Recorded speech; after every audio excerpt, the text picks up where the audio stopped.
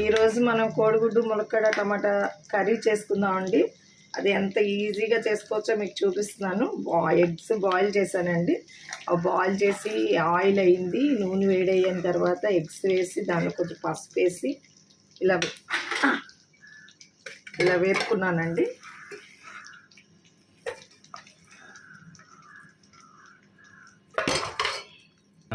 ఉల్లిపాయ పచ్చిమిరపకాయలు వేసుకుంటున్నానండి.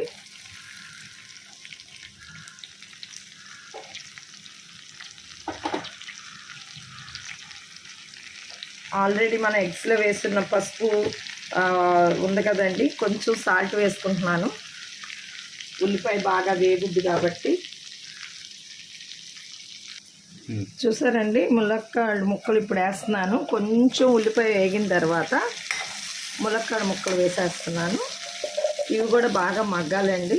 మగ్గితే అప్పుడు ములక్కాడ ఎగ్ టమాటా కర్రీ చాలా టేస్టీగా ఉంటుందండి.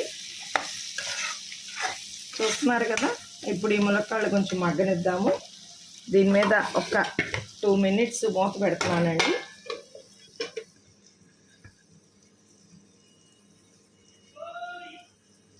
చూసారు కదండి, పెద్ద సైజు టమాటాలు ఇవి ఒక 6 తీసుకున్నానండి. ఒక చిన్నది తీసుకున్నాను. ఎందుకంటే ఈ కర్రీలో ఉల్లిపాయ ఎక్కువ వేసే కన్నా ఎక్కువ టమాటా ఎక్కువ వేసుకుంటే బాగా టేస్టీగా ఉంటుందండి. ములక్కాడ టమాటా ఎగ్ కర్రీ అంటే ఖచ్చితంగా టమాటాలే ఎక్కువ ఉండాలి. ఎందుకంటే దీనిలో నేను ఏది చింతపండు పులుపు కానీ ఏది వేయనండి, కేవలం టమాటాతోనే వండుతున్నాను. చాలామంది దీనిలో ఏంటంటే చింతపండు పులుపు వేస్తారు, నేను వేయను, టమాటాలతోనే వండుతాను. చాలా రుచిగా వస్తుంది, చాలా ఈజీ మెథడ్. ఇప్పుడు ఇవి కట్ చేసి పెట్టుకుంటానండి. అవి మగ్గుతూ ఉండగా ఇవి నేను కట్ చేసి పెట్టుకొని అప్పుడు టమాటాలు వేస్తాను. చూసారు కదా, ములక్కాయలు చాలా చక్కగా మగ్గిపోయినాయండి. ఇప్పుడు నేను కట్ చేసుకున్న టమాటాలు వేస్తున్నాను దీనిలో. ఉల్లిపాయ కన్నా టమాటా ఎక్కువ ఉందండి. మీరు ఇంకా అవకాశం ఉంటే ఇంకా చిన్న కట్ చేసుకోండి, తొందరగా అయిపోవాలంటే. ఇప్పుడు నేను హైలో పెడుతున్నానండి. ఇది హైలో పెట్టి ఒక 2 minutes హైలోనే ఉంచుతాను. ఆ తర్వాత మూత పెట్టామనుకోండి, ముందు హైలో ఉంచి టమాటా వేసిన తర్వాత ఎప్పుడు కూడా హైలో ఉంచాలండి. ఒక 2-3 minutes హైలో ఉన్న తర్వాత అప్పుడు మనం మళ్ళీ కొంచెం సాల్ట్ వేసుకుంటున్నాను. అప్పుడు మనం ఏం చేయాలంటే మూత పెట్టుకొని మీడియంలో పెట్టుకోవాలండి. అప్పుడు టమాటా బాగా మగ్గిపోతుంది, చాలా టేస్ట్ వస్తుంది. ఇవ్వండి, ఇప్పుడు నేను నెక్స్ట్ ప్రాసెస్ చేసుకుంటున్నాను. చిన్నగా కొత్తిమీర కట్ చేసుకొని వేస్తానండి. ఇంకొన్ని కడిగి పెట్టుకున్న కొత్తిమీర చల్లుతున్నాను. ఇప్పుడు ఇలా ఉడుకుతున్నప్పుడు కొత్తిమీర వేసుకుంటే మంచి టేస్ట్ వస్తుందండి. ఇలా మగ్గుతున్నాయి కదా టమాటాలు. ఇప్పుడు హైలో నుంచి మీడియంలోకి మార్చాను. ఇప్పుడు ఇది కూడా చక్కగా కలిపి మీడియంలో పెడుతున్నానండి. ఇప్పుడు కారం వేసుకోవాలండి. ఇప్పుడు కారం వేయాలి, కానీ కారం అనేది అసలు కలపకుండా అలా పెట్టాలండి. కారం అనేది కలపకూడదు. పైన పెట్టేసి పొయ్యిని మీడియంలో పెట్టుకోవాలి.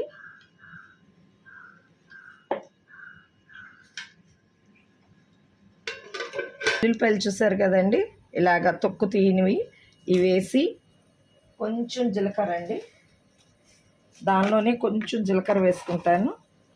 2 కూడా కచ్చాబిచ్చి నూరాలండి. నూరుకొని మనం దానిలో వేసుకోవాలి. టమాటా అంతా మగ్గిపోద్ది కదండి. మగ్గిన తర్వాత మనం ఎగ్స్ వేసాక వాటర్ వేస్తాము. వేసిన తర్వాత ఇది వేస్తే మంచి ఫ్లేవర్ వస్తుందండి, ఎంతో టేస్టీగా ఉంటుంది. అది చూసారుగా, ఇప్పుడు కారం అయిపోయిందండి. ఇప్పుడు మగ్గుతుంది, ఇంకా కొంచెం మగ్గాలి. అయితే కారం అంతా చక్కగా ఇదైపోయిందండి. ఇప్పుడు మీడియంలోనే ఇంకొంచెం మగ్గాలండి. మగ్గిన తర్వాత ఎగ్స్ వేస్తాను.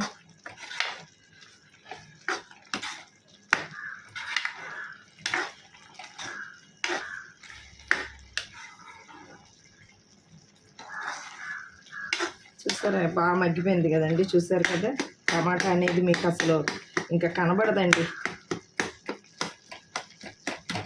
ఇలా కొంచెం మరీ ఎగ్స్ వేస్తే మనం ఇలా అనలేము. సో మగ్గిపోయిన టమాటాలని కొంచెం మనం ఈ గరిటతో ఇలా అన్నాం అనుకోండి, జస్ట్ చూసారుగా ఫుల్గా మగ్గిపోయింది. ఇప్పుడు నేను రోట్లో కచ్చాబిచ్చా నూరుకున్నా కదండి జీలకర్ర వెల్లుల్లి, దాన్ని చక్కగా ఇలా వేసేసుకొని ఇప్పుడు మనం ఏం చుంచుకున్న ఎగ్స్ ఉన్నాయి కదండి, ఆ ఎగ్స్ని వేసేస్తున్నాను. ఒక్కొక్క ఎగ్ వేసాను. ఇంకా ఎగ్స్ వేసిన తర్వాత ఒకసారి గరిటతో అంత కలయి పెట్టాలి. ఎందుకంటే మనం కచ్చాబిచ్చి నూనె వెల్లుల్లి కూడా వేసాం కాబట్టి అంతా కూడా చక్కగా మనం ఇలా కలయి పెట్టామండి. చూసారా ఎంత కలర్ఫుల్గా వచ్చిందో కర్రీ.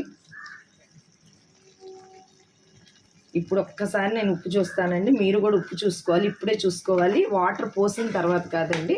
ఇప్పుడు ఒక్కసారి మీరు టేస్ట్కి తగ్గట్టుగా ఉప్పు కారం చూసుకోండి. ఏమైనా తగ్గితే ఇప్పుడు వేసుకోవచ్చు. పోలేదండి, మరి కొంచెం ఉప్పు తీసుకుంటున్నాను.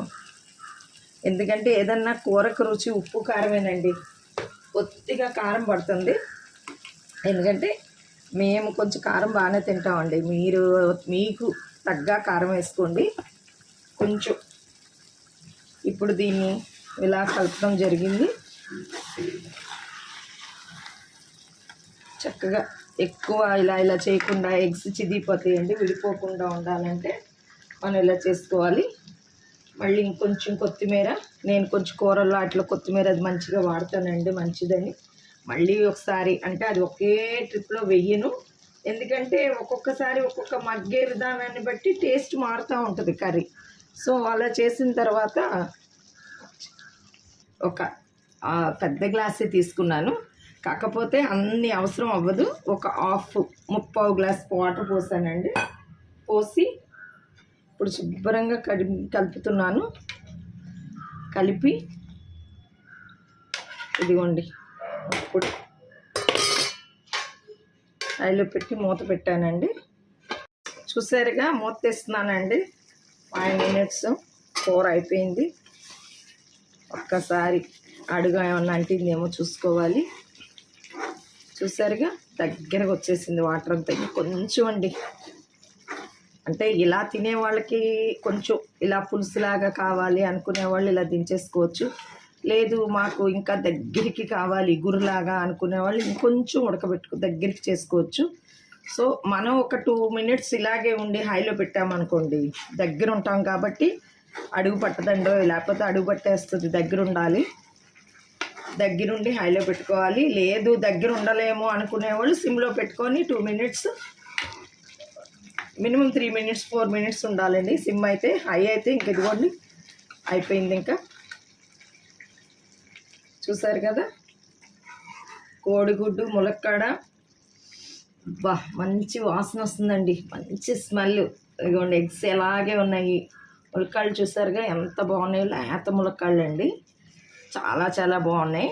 ఇంకా వేసుకొని రైస్లో వేసుకొని తింటమేనండి, చాలా బాగా కుదిరింది. సో ఎంత ఈజీయో చూసారుగా, కోడిగుడ్డు ములక్కాడ టమాటా ఎంత ఈజీనో చూసారుగా. సో మీరు కూడా దీన్ని ట్రై చేయండి, ఎలా ఉందో మీరు చూసి. మేము చాలా బాగుంటుంది. మీరు కూడా ఇంత ఈజీ మెథడ్లో ఏదైనా ఒక 10 minutesలో అయిపోద్దండి కర్రీ మొత్తం.